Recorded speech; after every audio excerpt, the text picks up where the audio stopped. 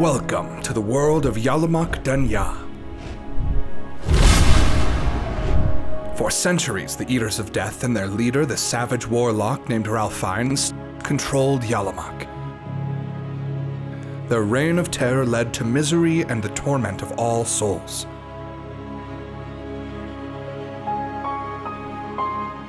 A mere 300 years ago, the Eaters of Death were overthrown by a group of Yalamakians. Ralph Fiennes, however, proved to be too powerful to be killed. So his magic was stripped and trapped in 6 colored flags to be protected by the good magic users in the Magic Mountains. Ralph Fiennes still has been rumored to be locked in Osloisal, the underwater city.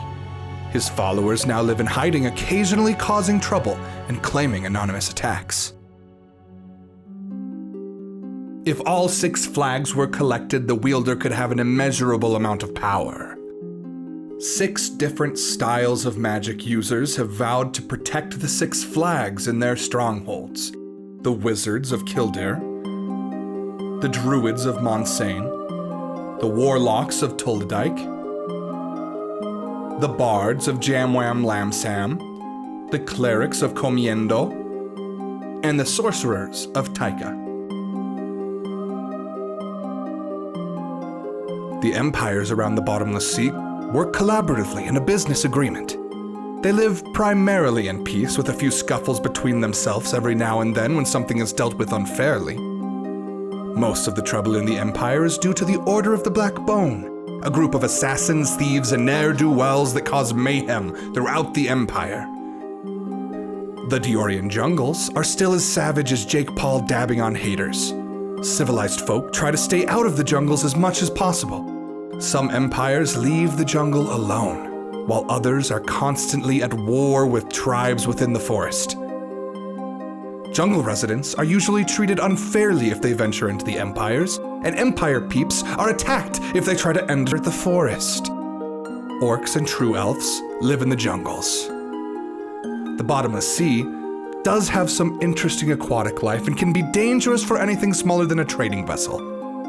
There is folklore of an aquatic dragon that lives in the ocean, but has never been seen by anyone, or at least anyone who has survived. Trading vessels never have to worry about pirates, because the risk of the water is greater than the booty. No boats sail the sea except the trading vessels, who offer passage to paying customers across and to islands. The Zophanet Empire is the safest and least accessible empire. Landlocked by 2 other empires, wars are very rare here. Notable places in the Zophanet Empire would be Farport, Middleport, and Closeport. All are used to ship and trade goods. And of course, the Zophanet headquarters, right at the edge of Zophanet Empire. The Abraviel Empire. Human-only empire with the greediest leadership. They have been growing toward the forest and buying land from the Zophanet Empire, making them the biggest and most dangerous empire for non-humans and humans alike. The war currently taking place is between Welbian and Zrathia, the last true elven village in the jungle. Not much is known of Zrathia, only that true elves live there and live there only. No other races are welcome and are treated as hostile. Notable places in the Abrovial Empire are Osloisal, the underwater city, used to keep some of the most dangerous criminals. Vlora, including the Vlora Port, Vlora Castle, and Vlora Dungeons. You have the Abraviel headquarters tucked away, and you have Welbian, the Welbian Armory, the Welbian Fortress, and the Welbian Outpost, all to defend the castle of Welbian. And Flurg. Flurg is a place. The Zokiran Empire. After losing Houndfront and Angel Meadow to the Zuckerberg's Orc army, the Zokirans built a wall around their settlement. Inverted Peninsula Town Village talked to the Zuckerbergs and have worked out a mutually beneficial agreement. The Zuks won't attack if they offer up weapons and armor as a tax. Thus, the Zokirans kicked them out of the Empire as well. This makes the Zokiran Empire the smallest in Yalamak. Notable places in the Zokiran Empire is, well, everything, because it's so small that everything is important and valuable. You have the Zokiran Port, Dragon Pond, where they grow their only export, Pringle fruit, which is a fruit that is so sweet that you can't have just one. The Zokiran Gate, which is constantly guarded to keep out the Zuckerbergs. And of course the Zokiran headquarters, where all business is done. The Persepolis Empire, though they have their own emperor, they are really run by the Order of the Black Bone, a group of assassins and thieves and ne'er-do-wells that are based in Felnor.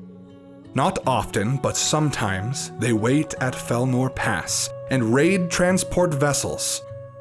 They never take cargo, however, but passengers' children to train as assassins.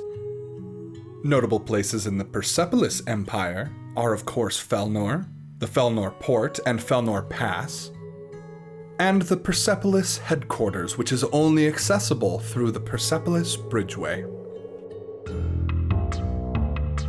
The Forgotten Empire. Does this place really exist? This empire is where all the idiots from all the empires are sent. They have the best football team in Yalamak and hold some wonderful slam poetry readings. But that is their only export.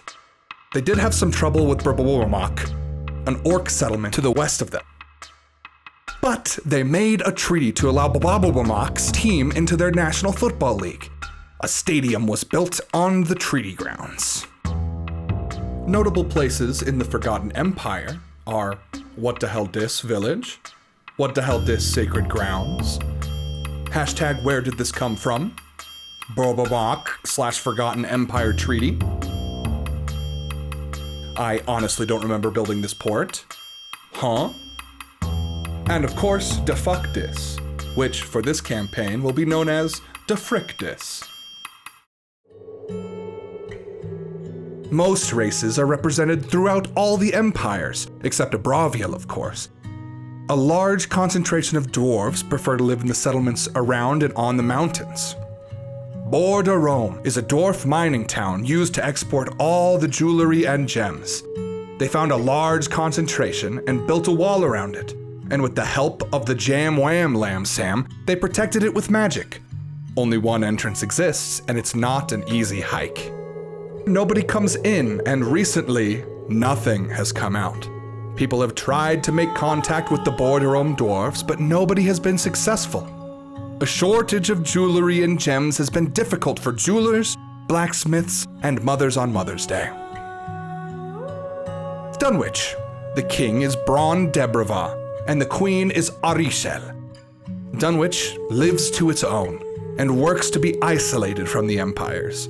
When a messenger was sent to offer them the opportunity to join the Persepolis Empire, that scout was sent back in several packages over the next year, each with a letter of non-consent.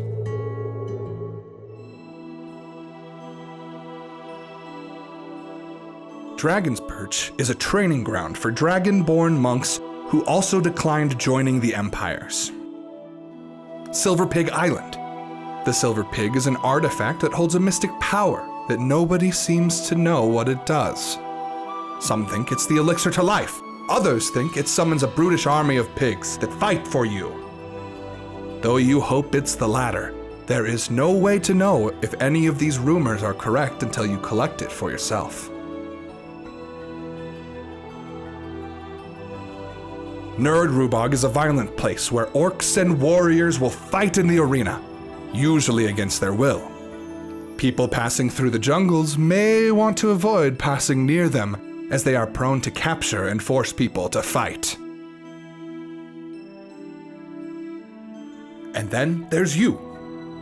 Warriors and enchanters, heroes and opportunists, adventurers, uninspired and searching for your next great challenge. And I guarantee you will find it in Yalamak, Dunya.